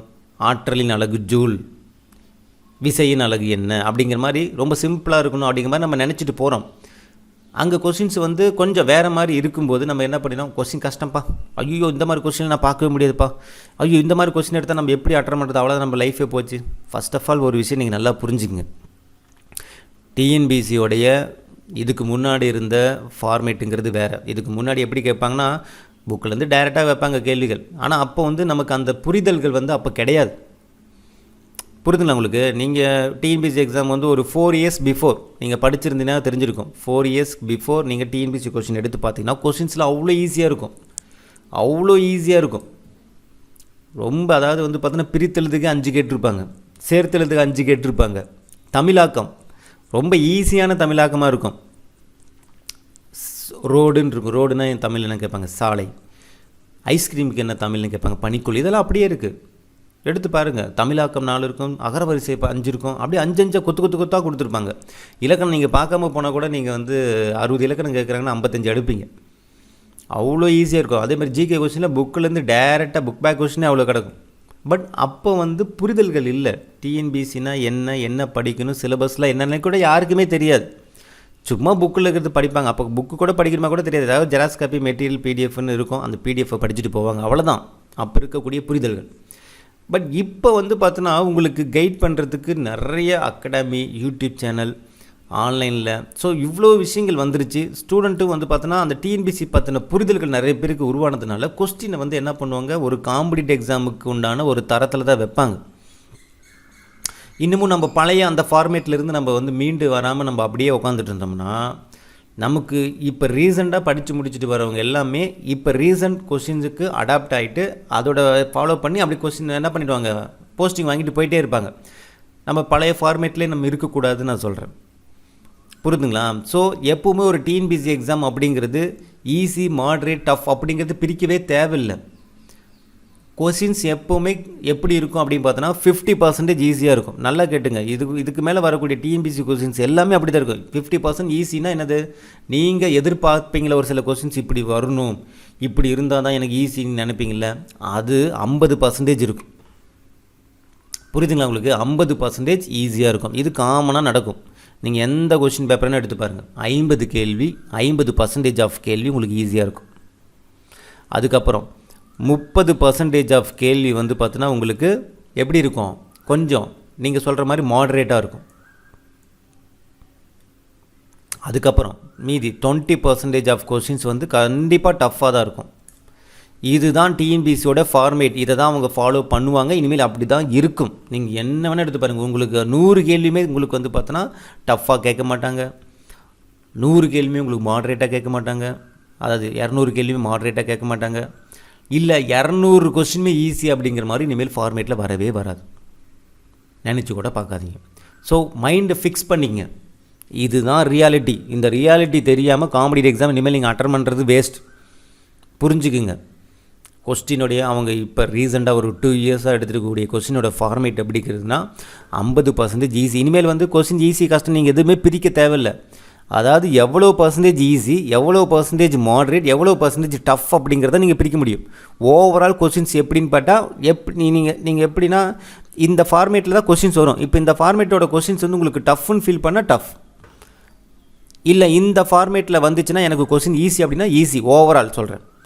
இல்லை இந்த ஃபார்மேட்டில் வரது எனக்கு மாடரேட்னா மாடரேட். நீங்கள் அதாவது ஸ்டூடெண்ட்டோடைய மென்டாலிட்டி பொறுத்து. இப்போ ஒரு சிலர் என்ன பண்ணுவாங்க, ஐயோ 50% ஈஸியாக கேட்பாங்களா, அப்போ 30% மாடரேட்டாக கேட்பாங்களா. ஒரு சிலர் என்ன பண்ணுவீங்க, இந்த 30% வந்து என்ன பண்ணுவீங்க அப்படின்னு பார்த்தோன்னா இதை மட்டும் எடுத்துப்பீங்க, ஓகே கொஞ்சம் மாடரேட்டுன்ட்டு. ஒரு சிலர் என்ன பண்ணுவீங்க 20% கொஸ்டின் மட்டும் அந்த கொஸ்டினை பார்த்துட்டு ஒரு எக்ஸாம்பிள் சொல்லுவாங்க, சார் பாருங்கள் இந்த கேள்வியில் எவ்வளோ கஷ்டமாக கேட்டிருக்காங்க, இந்த கேள்வியில் எங்கேருந்து கேட்டிருக்காங்கன்னே தெரில. அப்போ கொஸ்டின் கஷ்டம் தானே சார். அதாவது உங்களுடைய பார்வை இந்த டஃப் கொஸ்டின்ஸ் மேலே இருந்துச்சுன்னா டஃப்பும்பிங்க. ஓவரால் என்ன பண்ணிடுவீங்க, அதான் சொல்லுவார்ல, ஒருத்தன் ஒரு சின்ன தப்பு பண்ணியிருப்பான், அந்த சின்ன தப்புலேயே அவன் என்ன பண்ணிடுவாங்க, ஓவரால் இவன் கெட்டவன்டா, எல்லாத்துலேயும் இவன் கெட்டவன்டா அப்படின்ட்டு ஒரு முத்திரை குத்திடுவாங்க. அது மாதிரி ஒரு சில மாடரேட்டாக இருக்கும். என்ன பண்ணுவாங்க, ஓகே கொஸ்டின்ஸ் மாடரேட் ஆவரேஜாக இருந்துச்சும்பாங்க. ஒரு சில என்ன பண்ணுவாங்க, அந்த ஈஸியான கொஸ்டினை மட்டும் மைண்டில் வச்சுக்கிட்டு கொஸ்டின் ஈஸிம்பாங்க. அது ஸ்டூடெண்ட்டோடைய மனநிலை பொறுத்து இருக்குது. கொஸ்டின்ஸ் ஈஸியாக தான் இருந்துச்சு, அவங்களோட பார்வை ஈஸியான கொஸ்டின் மேலே மட்டும்தான் இருக்கும். ஸோ இனி வரக்கூடிய தேர்வு கொஸ்டின் ஈஸி, கஷ்டம், மாடரேட் இதெல்லாம் கிடையவே கிடையாது. உங்களுக்கு 50% கேள்வி கன்ஃபார்ம் ஈஸியாக இருக்கும். சிலபஸை நீங்கள் ஒரு 60 to 70% நீங்கள் படிச்சிருந்தாலே போதும். 50% கொஸ்டின் கண்டிப்பாக ஈஸியாக இருக்கும். 30% மாடரேட்டாக இருக்கும். 20% வந்து பார்த்தீங்கன்னா உங்களுக்கு 20% உங்களுக்கு டஃப்பாக தான் இருக்கும் கன்ஃபார்ம். அது வந்து ஈவன் தமிழாக இருந்தாலும் சரி, மேக்ஸாக இருந்தாலும் சரி, ஜிகேவாக இருந்தாலும் சரி, தமிழாக இருந்தாலுமே சார் இந்த கேள்விலாம் எங்கேருந்தே கேட்டுருக்காங்க. ஆமாம் அப்படி தான் இருக்கும், அப்படி தான் இருக்கும், வேறு வழி இல்லை. புரிதுங்களா உங்களுக்கு? ஜிகே செக்ஷனும் அப்படி தான், ஓவரால் இப்படி தான் கொஸ்டின்ஸ் இருக்கும். நீங்கள் அதுதான் வந்து நீங்கள் மைண்டில் எடுத்துக்கிட்டு நீங்கள் வரக்கூடிய எக்ஸாமை நீங்கள் ப்ரிப்பேர் பண்ணணும். அப்போ இந்த புத்திசாலி ஸ்டூடெண்ட்ஸ் என்ன பண்ணணும், சார் நான் பாஸ் பண்ணணும் என்ன சார் பண்ணணும், இங்கே பாரு இந்த 50% நீ விடாது, இது உங்களுக்கு சாதகமாக பயன்படுத்துங்க. அதனால தான் நான் ஒவ்வொரு இடம் சொல்லுவேன், நீ படித்த பாடங்களில் தெளிவாரு, நீ எவ்வளோ படிச்சிருக்கீங்களோ அதில் தெளிவாக இருங்க. அதிலிருந்து கேட்கக்கூடிய கேள்விகள் தப்பு இல்லாமல் போட்டுவாங்க. அதுதான் அந்த 50% ஆஃப் கேள்வி. உங்களுக்கு படித்த கேள்வி, நீங்கள் தெரிஞ்ச கேள்வி 50%. இந்த மாடரேட் அப்படிங்கிறது எப்படின்னா, ஒரு சில கொஸ்டின்ஸில் வந்து ஒரு சில ஆப்ஷன் வந்து தெரியும், ஒரு சில ஆப்ஷன் தெரியாது. இப்போ பொறுத்துக்கு எடுத்துகிட்டா 1 கண்டுபிடிப்போம், மீதி 3 தெரியாது, இல்லை 2 கண்டுபிடிப்போம், 3 தெரியாது. இல்லை ஸ்டேட்மெண்ட் வந்து சரியாக தவறாங்கிறது வந்து 2 ஸ்டேட்மெண்ட் கண்டுபிடிச்சிடுவோம், இன்னும் 2 ஸ்டேட்மெண்ட் தெரியாது. அப்போ வந்து 2 ஆப்ஷன் எலிமினேட் பண்ணுவோம், 2 ஆப்ஷன் மட்டும் தான் இருக்கும். அதில் எது சூஸ் பண்ணுறதுங்கிறது இருக்கும். அதுதான் மாடரேட் லெவல். டஃப்புங்கிறது என்னென்னா நம்ம படிக்காத ஏரியாவிலேருந்து வரக்கூடிய கேள்விகள். அந்த பாடங்களே டச் பண்ணியிருக்கவே மாட்டோம். அது எங்கேருந்து கேட்டிருக்காங்க, இல்லை படித்த பாடங்கள்லேயே வந்து எங்கேருந்து கேட்டிருக்காங்கன்னே தெரியாத கேள்விகள் இருக்கும். அது ஒரு 20%. ஓகே, அது நம்ம எல்லாமே அசம்ப்ஷனில் போடுறது தான். மாட்ரேட்டுங்கிறது கொஸ்டின்ஸ் வந்து ஆப்ஷன் எலிமினேட் பண்ணி நமக்கு சாதகமாக கொண்டு வர்றது. ஈஸிங்கிறது ஸ்ட்ரெயிட்டாக கேட்கக்கூடிய கேள்வி, ஆப்ஷனை பார்த்தாலே நமக்கு ஆன்சர் போட்டுருணும். கொஸ்டினை படிக்கும்போது இதான் ஆன்சர் நமக்கு தெரிஞ்சிடணும். அது ஈஸி. அப்போ இந்த 3 லெவலும் நீங்கள் வந்து ஹேண்டில் பண்ண தெரிஞ்சிருக்கணும். ஈஸியான கொஸ்டின் மட்டும்தான் நான் ஹேண்டில் பண்ணுவேன், மாட்ரேட் கொஸ்டின் எனக்கு ஹேண்டில் பண்ண தெரியாது, டஃப்பான கொஸ்டின் எனக்கு ஹேண்டில் பண்ண தெரியாது அப்படின்னா உங்களுக்கு அந்த 50% ஈஸின்னு வருது இல்லை, அந்த மார்க்குக்கு தான் வரும். அதில் நீங்கள் தப்பு இல்லாமல் போட்டிருந்தா இந்த மாட்ரேட்டும் டஃப்பும் வந்து பார்த்தோன்னா உங்களுக்கு மார்க் எடுத்து கொடுக்காது. அதையும் நமக்கு சாதகமாக பயன்படுத்திக்கிறதுக்கு நம்ம என்ன பண்ணோம், கொஞ்சம் மைண்ட் அளவில் நம்ம ஏற்றுக்கணும். ஒரு சில விஷயங்கள் ஏற்றுக்கணும். கொஸ்டின்ஸை பார்க்கும்போதே எல்லா கொஸ்டினும் ஈஸியாக இருக்குன்னு நினைக்காதீங்க. நீங்கள் பார்க்கக்கூடிய முதல் கேள்வியே உங்களுக்கு டஃப்பான கொஸ்டினாக கூட இருக்கலாம். டஃப் அப்படிங்கிற அந்த கேட்டகரியில் இருக்கலாம். அப்போ அந்த 50% ஈஸிங்கிறது நடுவில் இருக்கும். நீங்கள் ஃபஸ்ட்டு கேள்வி பார்க்கும்போது ஐயோ ஃபஸ்ட்டு கேள்வியே தெரில, ரெண்டாவது கேள்வியே தெரில அப்படின்னா முதல் 2 கேள்வி டஃப் செக்ஷனில் இருக்கலாம். புரியுதுங்களா? அப்போ நமக்கு ஈஸி அப்படிங்கிறது நடுவில் இருக்குங்கிறது மைண்ட் செட் பண்ணிக்கிட்டு நீங்கள் அந்த கொஸ்டினை வந்து நீங்கள் என்ன பண்ணணும், நீங்கள் அட்டன் பண்ணணும். புரியுதுங்களா உங்களுக்கு? இந்த மனநிலைக்குள்ளே நீங்கள் போனீங்கன்னா எக்ஸாமில் ஒரு பதட்டம், பயம் எதுவுமே இல்லாமல் ரிலாக்ஸாக நீங்கள் எழுதிட்டு வருவீங்க. நீங்கள் என்ன எய்ம் பண்ணுறீங்களோ அது ஆன்சராக இருக்கும். அதாவது நீங்கள் ஃபஸ்ட்டு உங்கள் மைண்டு ஒன்று சொல்லும் பார்த்தீங்களா, இந்த ஆப்ஷன் ஏ தான் இதுக்கு ஆன்சர் அப்படின்ட்டு, அதுதான் நீங்கள் சூஸ் பண்ணியிருப்பீங்க. ஆனாலுமே ஒரு திடீர்னு ஒரு பி ஆப்ஷனை பார்க்கும்போது ஒருவேளை இது இருக்குமோ அப்படின்னு பியை சூஸ் பண்ணுவீங்க. ஆனால் உங்கள் மைண்டு ஃபஸ்ட்டு எது சொல்லுதோ அதுதான் கரெக்டான ஆன்சராக இருக்கும். அதை நீங்கள் மைண்டு அக்செப்ட் பண்ணணும். ஆஸ் பர் சயின்ஸ் படி வந்து ஓகேங்களா, ஆஸ் பர் சயின்ஸ் படி 10க்கு ஒரு 6 to 7 கேள்விகள் வந்து உங்கள் மைண்டு ஃபஸ்ட்டு எது சொல்லுதோ அது ஆன்சராக இருக்கும். அது வந்து எப்படி இது இருக்கலாம், ஆனால் மைண்டு சொல்லுது இதான்ட்டு, ஆனால் எப்படி இருக்க வாய்ப்பு இல்லையே நம்ம நினைப்போம். ஆனால் மைண்டு வந்து கரெக்டாக கேப்சர் பண்ணும். அதை நீங்கள் ஆன்சராக போடுங்க. எதுக்கு? இந்த டஃப் கொஸ்டின்ஸுக்கு. First option is a best option அப்படின்னு கூட நான் ஒரு வீடியோ பதிவு போட்டிருப்பேன். உங்கள் மைண்டு என்ன ஃபஸ்ட்டு சொல்லுதோ அதுக்கு ஃபஸ்ட்டு ப்ரிஃபரன்ஸ் கொடுங்க. ஓகேங்களா? அசம்ஷனில் கொடுக்குறது ஃபஸ்ட்டு என்ன ஆப்ஷன் உங்கள் மைண்டு சொல்லுதோ அதை போடுங்க. ஈவன் தப்பாக இருந்தாலுமே பரவாயில்ல. ஏன்னா மெஜாரிட்டி அந்த ஃபஸ்ட் ஆப்ஷன் தான் உங்களுக்கு கரெக்டான ஆன்சராக இருக்கும். நான் சொல்கிறது புரியுதுங்களா உங்களுக்கு? ஸோ அதெல்லாம் கொஞ்சம் சூஸ் பண்ணிக்கணும் மைண்ட் அளவில். இப்போ வரக்கூடிய Group 2 Group 4 எக்ஸாம் படிக்கும்போது நீங்கள் இந்த விஷயங்கள் தெரிஞ்சுக்குங்க. கொஸ்டின் அதே மாதிரி ஒரு சில விஷயங்கள் என்னென்னா, கொஸ்டின்ஸ் எப்பவுமே ஈஸியாக வரணுன்ட்டு நினைக்கவே நினைக்காதீங்க. நல்லா படிக்கிற ஸ்டூடெண்ட்ஸுக்கு நல்லா தெரிஞ்சுங்க. கொஸ்டின் ஈஸியாக வரணும்னு நினைக்கவே நினைக்காதீங்க. ஈஸியாக வரவே கூடாது. ஈஸியாக வந்தால் உங்களுக்கு தான்ப்பா கஷ்டம். அது உங்களுக்கு புரியுதுங்களா? ஈஸினா என்னது? இப்போ உங்களுக்கு கொஸ்டின் நீங்கள் படிக்கிறீங்க, உங்களுக்கு நல்லாவே தெரியும், படிக்கிற எல்லாருக்குமே நல்லா தெரியும். நீங்கள் ஒரு 60 to 70% படிக்கிறீங்கன்னு வச்சுங்களேன். இன்கேஸ் இவ்வளோ தான் நான் படிச்சிருக்கேன் அப்படின்னா உங்களுக்கே கொஸ்டின் ஈஸி அப்படின்னா ஒரு 80 to 90% படித்தவங்களுக்கு கொஸ்டின்ஸ் எவ்வளோ ஈஸியாக இருக்குன்னு நினச்சி பாருங்கள். அப்போ கட் ஆஃப் எங்கே போகும்? 180+ கட் ஆஃபில் போகும். ஒரு அப்படி தானே போச்சு 2019-18 180க்கு மேலேயே கட் ஆஃப் இருந்துச்சு. அப்போ கொஸ்டின் ஈஸியாக வரக்கூடாது. வந்தால் எல்லாருக்கும் ஈஸி, அதாவது உனக்கு ஈஸி அப்படின்னு நீங்கள் ஃபீல் பண்ணிங்க அப்படின்னா மற்றவங்களுக்கு ரொம்ப ரொம்ப ஈஸின்னு ஃபீல் பண்ணுவாங்க. புரியுதுங்களா உங்களுக்கு? உங்களுக்கு ஈஸி அப்படின்னு நீங்கள் நினைக்கிறீங்கன்னா இப்போ மற்றவங்களுக்கும் அதே மாதிரி தானே. அது எப்படி உங்களுக்கு மட்டும் ஈஸியாக இருக்கும், மற்றவங்களுக்கு கஷ்டமாக இருக்கும், நீங்கள் எப்படி எதிர்பார்க்கலாம்? உங்களுக்கு ஈஸி அப்படின்னு வந்துச்சுன்னா அதே செக்ஷன் படித்த எல்லாருக்குமே அது ஈஸியாக தான் இருக்கும். அப்போது கட் ஆஃப் 180+ இருக்கும். நீ 170 நீங்கள் எடுத்திருப்பீங்க. புரியுதுங்களா உங்களுக்கு? 170 நீங்கள் எடுத்திருப்பீங்க, ஆனால் 180 எடுத்தால் தான் வேலை அப்படிங்கிற மாதிரி இருக்கும். அப்போ 170 எடுத்துகிட்டு நம்ம பெருமையில் சொல்கிறது என்ன நமக்கு பிரோஜனம் இருக்குது? பாஸ் ஆகிட்டுமா ஆகலையாங்கிறது தானே இங்கே பிரச்சனையே. நான் வீட்டில் போயிட்டு நான் 170 கேள்வி நான் கரெக்டாக போட்டேன் 200க்கு அப்படின்னு உங்களை பெருமையாக சொல்லிக்கிறதுல பிரோஜனம் இருக்கா? வேலை கிடைச்சிச்சா கிடைக்கலையா? இல்லை 10 மார்க்கில் தான் போச்சு, ஆனால் 170 எடுத்துட்டேன். நீங்கள் 140 கட் ஆஃபே 160ன்னு வச்சுங்களேன். நீங்கள் 150 எடுத்தாலும் இதுக்கும் எந்த ஒரு வித்தியாசம் கிடையாது. கொஸ்டின் ரொம்ப கஷ்டமாக கேட்டிருக்காங்க, நான் சொன்ன மாதிரி ஒரு கஷ்டமாக கேட்டிருக்காங்கன்னு வச்சுங்களேன் இன்கேஸ். ஓகேங்களா? அப்படி கேட்கும்போது கட் ஆஃப் 160 தான் வருதுன்னு வச்சுங்களேன். இப்போ Group 4 Group 2 160 தான் கட் ஆஃப் வருதுன்னு வச்சுங்களேன் ப்ரிலிமினரியில். ஆனால் நீங்கள் 150 எடுத்திருக்கீங்க அப்படின்னா இதுக்கும் பாருங்கள் டிஃப்ரெண்ட் 10 மார்க் தான். இந்த 170 to 180க்கும் 10 மார்க் தான் டிஃப்ரெண்ட். ரெண்டுக்கும் எந்த ஒரு வித்தியாசமும் கிடையாது. இதுலேயும் உங்களுக்கு கட் ஆஃப் நீங்கள் ரீச் பண்ணல, இதுலேயும் கட் ஆஃப் ரீச் பண்ணல. ஆனால் 170 எடுத்திருக்குன்னு பெருமையாக சொல்கிறதுல பிரோஜனமே கிடையாதுங்கிறத. பிரோஜனம் கிடையாது. அந்த கட் ஆஃபுக்கு நீங்கள் எவ்வளோ பின்னாடி இருக்கீங்க அப்படிங்கிறது அந்த இடத்துல விஷயமே. ஏன்னா கொஸ்டின் ஈஸியாக கேட்டால் எல்லோரும் 170 எடுப்பாங்க. கொஸ்டின் கஷ்டமாக கேட்டால் எல்லோரும் கட் ஆஃப் குறையும். அப்போ ஈஸி கஷ்டம் அப்படிங்கிறதெல்லாம் விஷயமே கிடையாது. ஃபஸ்ட் நல்லா தெரிஞ்சுங்க, ஈஸியாக இருந்தாலும் அந்த கொஸ்டின் நீங்கள் எப்படி ஹேண்டில் பண்ணுறீங்கிறத வச்சு தான் உங்களுக்கான மார்க்கு, உங்களுக்கான ரிசல்ட். கொஸ்டின் கஷ்டமாக கேட்டாலும் சந்தோஷப்பட்டுங்க. எப்போவுமே கொஸ்டின் கஷ்டமாக தான் வரணுன்ட்டு எதிர்பாருங்க. நான் சொல்கிறது புரியுதுங்களா? கொஸ்டின் கஷ்டமாக தான் இருக்கணும். அப்போ தான் நீங்கள் எவ்வளவு தகவல் படிச்சிருக்கீங்களோ அந்த தகவலை வச்சு அந்த ஆன்சர் நீங்கள் போட முடியும். சும்மா ஈஸியாக கேட்டாங்கன்னா ஒரு சிலருக்கு ரொம்ப கஷ்டப்பட்டு நல்லா படிச்சிருப்பீங்க. ஓகேங்களா? கொஸ்டின்ஸ் ரொம்ப ஈஸியாக கேட்டாங்கன்னா நல்லா படித்தவங்க என்ன பண்ணுவீங்கன்னா, இப்போ பாருங்கள், இப்போ ஒரு 80 to 90% ஒருத்தர் நல்லா படிச்சிருப்பாங்க. ஒரு சிலர் வந்து பார்த்தோன்னா 40 to 50% தான் படிச்சிருப்பாங்க. இந்த 80 to 90% நல்லா படித்தவங்க வந்து பார்த்தோன்னா சாதாரண ஒரு சில கேள்விலாம் விட்டுட்டு வந்திருப்பீங்க. அதாவது ரொம்ப ஈஸியான கேள்விலாம் தப்பு பண்ணிட்டு வந்திருப்போம். இந்த 40 to 50% படித்தவங்க வந்து பார்த்தீங்கன்னா சும்மா ஓகே படித்ததை வச்சு அப்படியே அட்டன் பண்ணுவாங்க. ஏன்னா இவங்களோட மைண்டில் இருக்கிறதே 40 to 50% தான் மைண்டில் ஏற்றிருக்காங்க. அப்போ அதுலேருந்து கேள்விகள் எல்லாமே உங்களுக்கு ஈஸியாக இருந்திருக்கும். ஏன்னா கொஸ்டின் ஈஸியாக கேட்டாங்கல்ல. அப்போ இவங்க என்ன பண்ணிடுவாங்க, இவங்களும் 130 கிட்ட எடுத்திருப்பாங்க, 130 ப்ளஸ் எடுத்திருப்பாங்க. இந்த 80 to 90% படித்தவங்களும் 140 to 150 எடுத்திருப்பாங்க. அப்போ என்ன வித்தியாசம் அப்படின்னு பார்த்தோன்னா, ஈஸியாக கேட்டும் இவங்களுக்கு என்னாச்சு, அந்த நிறைய மைண்டுக்குள்ளே போட்டதுனால நிறைய மைண்டில் படிச்சிருப்பாங்க. அது ஈஸியாக கேட்டதுனால டக்குன்னு ஒரு பதட்டம் கூட ஆயிருக்கும். ஏன்னா எப்போவுமே வந்து நல்லா படித்தவங்களுக்கு கொஸ்டின் ஈஸியாக ஆயிடுச்சுன்னு வச்சிங்களேன், ஒரு பதட்டம் வரும். அது அது அது உணர்வங்களுக்கு மட்டும்தான் அது புரியும். நான் உணர்ந்திருக்கேன். அது டிஎன்பிஎஸ்சி எக்ஸாமில், நான் வந்து ஸ்கூல் எக்ஸாம்லாம் டக்குன்னு பதட்டம் ஆகிடும். இவ்வளோ ஈஸியாக கேட்டாங்களே, நம்ம ஒரு வேளை விட்டுருவோமோ, ஈஸியாக கேட்டு எல்லோரும் போட்டுருவாங்க, நான் ஏதாவது விட்டுருவோம், எனக்கு எதாவது சொதப்பிடுமோன்னு ஒரு பயத்திலே நம்ம அட்டன் பண்ணுவோம். ஓகேங்களா? நான் எப்பவுமே அதை எதிர்பார்ப்பேன். கொஸ்டின் கஷ்டமாக வரணும், அந்த கஷ்டத்துக்குள்ளே நான் ஈஸியாக நான் வந்து எனக்கு முடிஞ்ச பெஸ்ட்டை நான் கொடுத்துட்டு வரணும், அப்போ எனக்கு அது ரிசல்ட்டாக மாறும் அப்படின்ட்டு. இங்கே பாருங்கள், 180 எடுத்து நீங்கள் ஃபஸ்ட் ரேங்க் எடுத்தாலும், ஸ்டேட் ஃபஸ்ட் எடுத்தாலும், இல்லை 160 எடுத்து ஸ்டேட் ஃபஸ்ட் எடுத்தாலும், இந்த இடத்துல ரேங்க் தான் முக்கியம், மார்க் முக்கியம் கிடையாது. இங்கே எடுத்தாலும் நீங்கள் தான் ஸ்டேட் ஃபஸ்ட்டு, இங்கே எடுத்தாலும் நீங்கள் தான் ஸ்டேட் ஃபஸ்ட்டு. ஃபஸ்ட்டு கவுன்சிலிங் இங்கே எடுத்தாலும் நீங்கள் தான் போக போகிறீங்க, இங்கே எடுத்தாலும் நீங்கள் தான் போக போகிறீங்க. Mark dozen matter. மார்க்கு இங்கே முக்கியம் கிடையாது, ரேங்க் தான் முக்கியம்.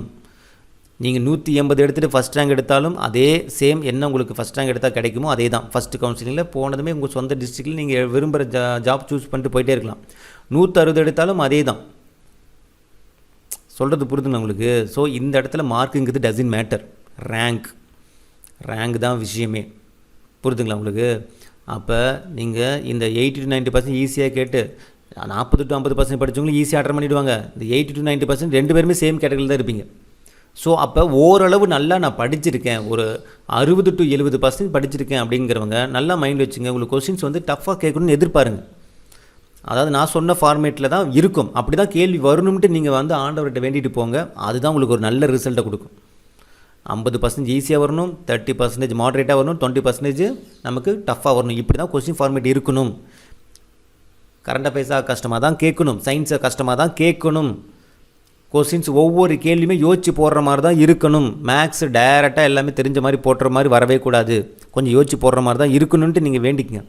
அதுதான் உங்களுக்கான ஒரு சேஃப் ஜோன். ஓகேங்களா? அதுதான் நீங்கள் ஈஸியாக உள்ளே பாஸ் பண்ணி போகிறதுக்கான ஒரு சிறந்த வழி. ஒரு விஷயம் நல்லா புரிஞ்சுக்கணும், ஈஸினா எல்லாத்துக்குமே ஈஸி. உங்களுக்கு ஈஸின்னு மைண்டில் படுது அப்படின்னா எனக்கு எந்த ஒரு ஆப்ஷனுமே வந்து கஷ்டமாக இல்லை, எல்லாமே ஸ்ட்ரெயிட் ஃபார்வர்டான கேள்வி தான், ரொம்ப ஈஸியான கேள்வி தான். அடிப்படை உரிமை எந்த ஆர்டிக்கலில் இருக்குது, அடிப்படை கடமை எந்த ஆர்டிக்கல், இந்த மாதிரி ஸ்ட்ரெயிட்டாக கேட்டாங்க சார், எல்லாமே சூப்பராக போட்டேன், எல்லாமே சூப்பராக போட்டப்போ உன்ன மாதிரி இருக்கிறவங்க எல்லாருமே சூப்பராக போட்டிருப்பாங்க. 180ங்கிற மார்க்லேயே 180 கொஸ்டின் போட்டவங்கள லிஸ்ட்லேயே அதுலேயே அவ்வளோ பேர் இருப்பீங்க. ஒரே மார்க்லேயே கிட்டத்தட்ட 4000-5000 பேர் இருப்பீங்க. அப்போ பாருங்கள், ஜஸ்ட் ஒரு மார்க்குள்ளேயே 4000-5000 பேர் இருக்கீங்கன்னா அப்போ அந்த பாயிண்ட்டுக்கு சம்திங்கில் வரதில் எவ்வளோ பேர் இருப்பீங்க. அப்போ என்ன ஆகும் உங்களுக்கு? என்ன ஆகும்? நல்ல மார்க் எடுத்திருப்பீங்க, ஆனால் கிடைச்சிருக்காமல் போயிருக்கும். அப்போ கொஸ்டின்ஸ் வந்து கொஞ்சம் மாட்ரேட்டாக படிக்கிறவங்களுக்கு மாட்ரேட்டாக தான் இருக்கணும். கொஸ்டின் கொஞ்சம் கஷ்டமாக வந்தால் தான் இதில் வந்து மேலோட்டமாக படித்து பாஸ் பண்ணுறவங்களுக்கு வந்து பார்த்தோன்னா அந்த இடத்துல கிடைக்காம இருக்கும். ஏன்னா கிடைக்காம இருக்கும் மீன்ஸ் என்னென்னா, அந்த லிஸ்ட்டில் நீங்களும் போயிடக்கூடாது. ஓரளவாச்சும் நம்ம என்னென்னா, நம்ம படித்தான் சொல்லுவேன், அடிக்கடி நான் சொல்லுவேன்ல, படித்த பாயிண்ட்ஸில் தெளிவாக இருங்க. அதிலிருந்து கேட்கக்கூடிய கேள்விகள் ட்விஸ்ட் பண்ணி கேட்டால் கூட நம்ம ஹேண்டில் பண்ண தெரிஞ்சுருக்கணும். இப்போ ஒன்றும் இல்லை, இப்போ இது வந்து பார்த்தோன்னா கிருஷ்ணன் சாரை பற்றி நீங்கள் வந்து இப்போ நீங்கள் வந்து நேரில் எங்கேயா பார்த்துருக்கீங்களா? நிறைய பேர் பார்த்துருக்க மாட்டீங்க, நிறைய பேர் இல்லை, மேக்ஸிமம் யாருமே பார்த்துருக்க மாட்டீங்க, ஒரு சிலர் எங்கேயாவது வெளியில் பார்த்துருக்கலாம். அப்போ என்னை பற்றி இப்போ நான் வீடியோ மட்டும் தான் போகிறேன், என்கிட்ட நீங்கள் நேரில் என்னை பார்த்தது கிடையாது, நேரில் என்கிட்ட பேசுனது கிடையாது. இல்லை என் கூட வந்து பார்த்தோன்னா ஒரு நாள் ஃபுல்லாக நீங்கள் பயணித்தது கிடையாது, இல்லை நான் எதாவது கிளாஸ் போடுறேன் அப்படின்னா நீங்கள் அப்பயும் அந்த மாதிரி நீங்கள் வந்து நான் போட்டதும் கிடையாது, நீங்கள் வந்ததும் கிடையாது. அப்போ நான் வந்து ஆன்லைனில் உங்களுக்கு வீடியோ மட்டும் தான் கொடுத்துருக்கேன், ஓகேவா? அப்போ இது மூலமாக என்னை பற்றி உங்களுக்கு என்ன விஷயங்கள் தெரியுமோ அவ்வளோதான் தெரியும். இப்போ என்ன பண்ணுறாங்க, ஒரு கேள்வி கேட்குறாங்க, ஓகேங்களா? கிருஷ்ணன் சார் பற்றிய கூற்றுகளில் தவறானது எது, இல்லை சரியானது எது? Okay, first question, Krishnan sir அதிகமாக கோவப்படுவார், கிருஷ்ணன் சார் வந்து என்னது திருடுவார், கிருஷ்ணன் சார் வந்து பார்த்தோன்னா ஃப்ளைட் ஓட்டுவார், கிருஷ்ணன் சார் வந்து பார்த்தோன்னா மனைவியை அடிப்பார், அப்படிங்கிற மாதிரி ஒரு 4-5 ஆப்ஷன் இருக்குது. நீங்கள் என்ன பண்ணுவீங்க, என்னை பற்றி உங்களுக்கு என்ன விஷயங்கள் தெரியுமோ அதை வச்சு நீங்கள் ஹேண்டில் பண்ணணும். அதாவது கிருஷ்ணன் சார் ஃப்ளைட் ஓட்டுவாரா ஓட்ட மாட்டாராங்கிறது உங்களுக்கு தெரியாது, ஆனால் உங்களுக்கு என்னை பற்றி தெரிஞ்ச விஷயங்களை வச்சு அவர் ஃப்ளைட் ஓட்டுவாரா ஓட்ட மாட்டாராங்கிறது நீங்கள் தெரிஞ்சுக்கணும். ஆமாம், சாருக்கு இங்கே யூடியூப்பில் இங்கே பார்க்கறதுக்கே டைம் இல்லை, அங்கே போய் ஃப்ளைட் ஓட்ட போட்டார் அப்படிங்கிற மாதிரி. ஓகேங்களா? உங்களுக்கு தெரியுது அந்த மாதிரி சின்ன சின்ன விஷயங்கள். இப்போ என் ஃப்ரெண்டை பற்றி இன்னொருத்தர் சொல்கிறாங்க, அவன் குமார் இருக்கான்ல, குமார் அவன் ஒரு பொருளை வந்து அங்கே பக்கத்து வீட்டில் வந்து திருடிட்டான்டா அப்படின்ட்டு, பக்கத்து வீட்டிலேருந்து ஒரு ஃபோனை திருடிட்டான். குமார்லாம் அப்படி பண்ணியிருக்கவே மாட்டான். எதை வச்சு நம்ம சொல்கிறோம் அந்த இடத்துல, குமார் பண்ணியிருக்க மாட்டான்ட்டு எதை வச்சு சொல்கிறோம்? ஏன்னா குமாரை பற்றி ஒரு சில விஷயங்கள் எனக்கு தெரியும், குமார் அந்த மாதிரி கேரக்டர் கிடையாது. அப்போ குமாரோடைய கேரக்டர் உங்களுக்கு தெரியும், அவன் நல்ல பையன், அவன் அந்த மாதிரிலாம் வந்து எடுக்க மாட்டான், அந்த மாதிரி பண்ண மாட்டான். நம்ம வந்து எடுக்க மாட்டான்ட்டு நம்ம நேரில் பார்க்கல, அவங்ககிட்ட கேட்கவும் இல்லை, ஆனால் நம்ம என்ன பண்ணுறோம், ஒரு முடிவுக்கு வரோம். ஏன்னா குமாரை பற்றின மற்ற விஷயங்கள் வச்சு நான் ஒரு டெசிஷன் எடுக்கிறேன். அந்த மாதிரி தான் உங்களுக்கு தெரிஞ்ச பாயிண்ட்டை வச்சு அந்த ஒரு டெசிஷன் நீங்கள் எடுக்கிறீங்களே, அது கரெக்டாக தான் இருக்கும். அப்போ தெரிஞ்ச பாயிண்ட் என்ன பண்ணணும், நான் நீட்டாக தெரிஞ்சுக்கணும். இப்போ குமாரை பற்றி எனக்கு தெரிஞ்சதில் எனக்கு எது நல்லா தெரியுமா அவனை பற்றி, அவன் இந்த விஷயத்தை பண்ணியிருக்கவே மாட்டான், ஏன்னா அவன் அந்த மாதிரி கேரக்டர் கிடையாதுன்னா, அந்த கேரக்டர் என்னென்ன கேரக்டரோ அது நீங்கள் ஸ்ட்ராங்காக இருந்தீங்கன்னா தான் அவன் இதை பண்ணியிருப்பானா பண்ணியிருக்க மாட்டானாங்கிறது உங்களுக்கு புரியும். நான் சொல்கிறது புரிஞ்சுங்களா உங்களுக்கு? அப்போ நீங்கள் படித்த பாயிண்டில் தெளிவாக இருந்தீங்கன்னா, தெரியாத பாயிண்ட்டு அது சம்மந்தமாக கேட்கும்போது கூட உங்களால் ஈஸியாக ஹேண்டில் பண்ண முடியும். நான் சொல்கிறது உங்களுக்கு புரியுதுங்களா? நான் சொன்னது எந்த அளவுக்கு நீங்கள் அர்த்தமாக எடுத்துக்கிட்டீங்க அப்படின்னு எனக்கு தெரியல. கொஞ்சம் நான் சொல்கிறத ப்ராக்டிக்கலாக திங்க் பண்ணி பாருங்கள். ஒரு கேள்வி, அந்த கேள்வி சம்மந்தமாக வந்து நான் ஓரளவு வந்து தெளிவாக இருக்கேன், ஆனால் அதே சம்மந்தமாக கொஞ்சம் டெப்த்தாக வேறு மாதிரியான கேள்விகள் கேட்டிருக்காங்கன்னா, அப்போ மேலோட்டமாக தெரிஞ்ச அந்த பாயிண்ட்டை வச்சு அந்த டெப்த்தாக கேட்டிருக்கக்கூடிய கேள்வியில் நான் ஹேண்டில் பண்ண தெரிஞ்சிருக்கணும். இப்போ பார்த்தீங்கன்னா திருடனை கண்டுபிடிப்பாங்க, போலீஸ் லைனில் நிற்க வைப்பாங்க, ஒரு 10 திருடன் நிற்க வைப்பாங்க. இந்த 10 திருடனில் ஒருத்தர் வந்து என்ன பண்ணுவாங்க, அடையாளம் காட்ட சொல்லுவாங்க. வந்து இங்கே பாருங்கம்மா, இந்த 10 திருடன் லைனில் நிற்க வச்சுருக்கேன், இதில் யார் வந்து உன் செயின் அடிச்சுட்டு போனது, அடையாளம் காட்டும்பாங்க. அப்போ வந்து அடையாளம் வந்து ஒவ்வொருத்தராக வந்து ஒரு லேடி இருக்காங்க, ஒரு லேடி போய் ஒவ்வொருத்தரோட மூஞ்சா வந்து கிட்ட போய் பார்க்குறாங்க, யார் நம்ம நகையை வந்து அடிச்சுட்டு போனாங்க அப்படின்ட்டு. அவன் வந்து ஒரு கர்ச்சி வச்சு மூஞ்சி மூடி இருக்காங்கன்னு வச்சுங்களேன், ஒவ்வொருத்தரும் அடையாளம் பார்ப்பாங்க. அப்போ வந்து போலீஸ் என்ன பண்ணுவாங்க அப்படின்னு பார்த்தீங்கன்னா, யார் அந்த எச்சி முழுங்குறாங்க அப்படின்னு பார்ப்பாங்க, நல்லா நுனிப்பாக பார்ப்பாங்க. அதாவது அந்த பொண்ணு அந்த திருடன் ஃபேஸை பார்க்கும்போது யார் எச்சி முழுங்குறாங்க, அந்த ஃபேஸ் ரியாக்ஷன் எல்லாத்தையுமே நோட் பண்ணுவாங்க. யாரோட ஃபேஸ் ரியாக்ஷன்லாம் எப்படி டிஃப்ரெண்ட் ஆகுது, பயத்தில் என்ன பண்ணுறாங்க, அது கொஞ்சம் மூஞ்சில் ஃபேஸில் அந்த வந்து தெரிஞ்சிடும், கொஞ்சம் லைட்டாக தெரிஞ்சிடும், அதை வச்சு பிடிச்சிடுவாங்க மெயினாக. ஸோ அப்போ அது அந்த மாதிரி தான், ஓகேங்களா? அப்போ என்ன பண்ணுவாங்க, ஓகே இவன் தான்டா, அந்த எச்சி முழுங்கும் போது அவன் பதட்டத்தில் இருக்கான் அப்படின்ட்டு ஓரளவு கணிச்சிடுவாங்க, அவனை வந்து கேப்சர் பண்ணிவிடுவாங்க. அந்த மாதிரி யார் திருடிக்காங்கன்னு போலீஸ்க்கு தெரியாது, கண்ணெதிர பார்த்துருக்க மாட்டாங்க, ஆனால் அவனுடைய ஆக்டிவிட்டிஸ் வச்சு என்ன பண்ணுவாங்க, ஓரளவு கணிப்பாங்க. அந்த முதல் விஷயங்கள் அங்கேருந்து தான் ஸ்டார்ட் பண்ணுவாங்க, இனிஷியல் பாயிண்ட் அங்கே தான் ஸ்டார்ட் பண்ணுவாங்க. அப்போ நீங்கள் படித்த கேள்விகள் வந்து இருக்குது, படித்த பாயிண்ட்ஸ் இருக்குது, அதை வச்சு அந்த கொஷின்ஸுக்கு நம்ம ஒரு அசம்ஷனுக்கு வரணும், அப்படி தான் பண்ணணும் நம்ம. அதனால தான் சிலபஸில் இருக்கக்கூடிய கண்டென்ட் வந்து நீங்கள் நல்ல டெப்த்தாக படித்த கண்டென்ட் ஒரு பக்கம், அப்புறம் 30% தான் சொல்கிறல, நீங்கள் எப்போவுமே ஒரு ஒரு ஒரு எந்த ஒரு யூனிட் எடுத்துக்கிட்டாலும், ஃபார் எக்ஸாம்பிள் இப்போ ஐஎன்எம்னு ஒரு யூனிட் எடுத்துருக்கீங்கன்னா, ஐஎன்எம்மில் நீங்கள் 50% நல்லா படித்த பாடங்கள்னு கொஞ்சம் இருக்கணும், அதேமாதிரி 30% ஓரளவு படித்த பாடங்கள் இருக்கணும், 20% மேலோட்டம் படித்த பாடங்கள் இருக்கணும். டோட்டலாக ஐஎன்எம் ஃபுல்லாக நீங்கள் கவர் பண்ணி இப்படி கவர் பண்ணியிருக்கணும். நீங்கள் ஐஎன்எம் வந்து 100% நல்லா படிச்சிட்டேன் அப்படிங்கிறது கூட ஓகே தான், ஒன்றும் பிரச்சனை கிடையாது. ஆனால் நான் 50% நல்லா படிச்சிட்டேன், மீதி இந்த 30-20 வந்து நான் விட்டுட்டேங்கிட்டு இருக்கக்கூடாது.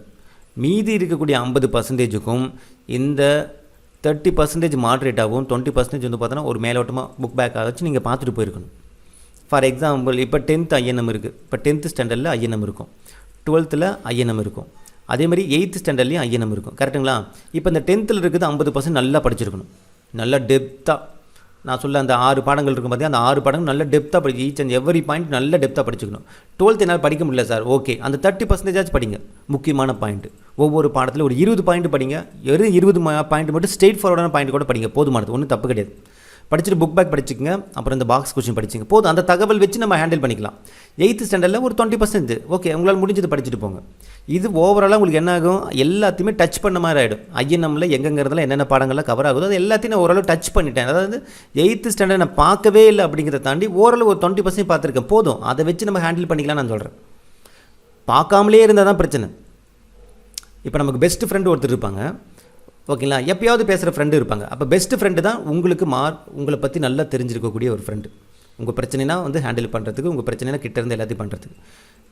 எப்பயாவது பேசுகிற ஃப்ரெண்டுங்கிறது எப்பயாவது அர்ஜென்ட்டுக்கு எங்கேயாவது அவங்களுடைய தேவைகள் இருந்துச்சுன்னா நம்ம இந்த மாதிரி நம்ம என்ன பண்ணிக்கலாம், பேசியும் ஹெல்ப் வாங்கிக்கலாம். அந்த மாதிரி நான் சொல்கிறேன், புரியுதுங்களா? அப்போ பெஸ்ட்டு ஃப்ரெண்டு யார், வீக்லி ஒன்ஸ் நம்ம மீட் பண்ணக்கூடிய ஃப்ரெண்ட்ஸ் யார், எப்பயாவது சந்தர்ப்பம் கிடைச்சா பேசக்கூடிய ஃப்ரெண்டு யாருங்க, இந்த 3 கேட்டகரி பிரிக்க வச்சு தெரிஞ்சுக்கணும். ஆனால் எப்பயாவது இப்போ ஸ்கூல் ஃப்ரெண்ட்ஸில் பாருங்கள் எப்பயாவது பேசுவோம், ஆனால் அந்த ஃப்ரெண்டும் அப்பப்போ டச் வச்சுக்கணுங்கிறது சொல்லுவாங்கள்ல, டேய் அவனை நீ பார்க்காம விட்றாதர, அட்லீஸ்ட் வருஷத்துக்கு ஒரு டைம் ஆச்சு பாடுறா அப்படிங்கிற மாதிரி. அப்போ டெய்லியும் பார்க்கக்கூடிய ஃப்ரெண்டு, வீக்லி பார்க்கக்கூடிய ஃப்ரெண்டு, இயர்லி பார்க்கக்கூடிய ஃப்ரெண்டு. அப்போ இயர்லி பார்க்கக்கூடிய ஃப்ரெண்டு நீ அப்படியே விட்டுட்டிங்கன்னா அது போயிடும், அந்த மார்க்கும் போயிடும். அதான் சொல்லுவாங்களே, அந்த மார்க்கும் போயிடும், அந்த பாடத்தை விட்டிங்கன்னா அப்படியே போயிடும். அப்போ 3மே இருக்கணும். டெய்லி பார்க்கக்கூடிய ஃப்ரெண்ட்ஸ் 50%, வீக்லி பார்க்கக்கூடியது 30%, இது இயர்லி பார்க்கக்கூடிய 20%. இது எல்லாமே 3மே இருக்கணும்னு நான் சொல்கிறேன். படிப்புலையும் அதே மாதிரி தான், ரியல் லைஃப்லேயும் அதே மாதிரி தான். கிளியரா புரிஞ்சுங்களா? இந்த புரிதல் அப்கமிங் வரக்கூடிய எக்ஸாமில் உங்களுக்கு இருக்கணும். கொஸ்டின் ஈஸி கஷ்டம், நான் இந்த பாடம் படித்தேன் புரியுது, அந்த பாடம் படிச்சு, இங்கே பாருங்கள், நீங்கள் படித்த எல்லாமே வந்து உங்களுக்கு மண்டையில் இருக்காது. எல்லாத்தையுமே டெப்த்தாக மண்டையில் ஏற்றவும் முடியாது. எல்லா பாடங்களும் ஒரே மாதிரி நீங்கள் படித்து முடிச்சிடவும் முடியாது. இப்போ ஒரு பாடம் படிக்கிறீங்க, அதே மாதிரி எல்லா பாடமும் நீங்கள் டெப்த்தாக படிக்கணும்னு நினைக்காதீங்க, அப்படி படிக்க முடியாது. அப்போ நம்ம கலந்து படிக்க தெரிஞ்சிருக்கணும். இந்த பாடம் எனக்கு பிடிக்கல, இந்த பாடம் எனக்கு வெறுப்பாக இருக்குது, இது எனக்கு ரொம்ப கஷ்டமாக இருக்குது, ஓகே அந்த பாடத்தை தூக்கி ஒன்று மாட்ரேட்டில் போடுங்க, இல்லை டஃப்பில் ஏதோ ஒன்று போட்டு அதில் என்ன பண்ண முடியுமோ அதை பண்ணுங்கள். முடியலன்ட்டு அதிலே உட்காந்துருக்கிறதுல பிரோஜனம் கிடையாது. ஈஸிங்கிற பாடம் ஈஸியாக நல்லா படித்து முடிச்சுருங்க. உங்களுக்கு டஃப்னு ஃபீல் பண்ணக்கூடிய பாடங்கள் அட்லீஸ்ட் மாட்ரேட் லெவலாச்சும் படிங்க, இல்லை டஃப் லெவலில் எவ்வளோ 20% படிக்கணுமோ படிச்சுங்க, இல்லை 30% அளவுக்கு படிக்கணுமோ படிச்சுங்க. ஆனால் அதிலே உட்காந்துட்டே இருக்காதிங்க. எல்லா பாடமும் நீங்கள் ஈஸியாகவே ஃபுல்லாக நல்லா தரவாக படிக்கணுங்கிறது முடியவே முடியாது. அதனால தான் நான் வந்து ஒரு 40 பாடங்கள் 43 டு 45 பாடங்கள் நான் சொல்லியிருப்பேன். இதுதான் உங்களுக்கு ஈஸி பாடங்கள் நான் சொல்லியிருப்பேன்.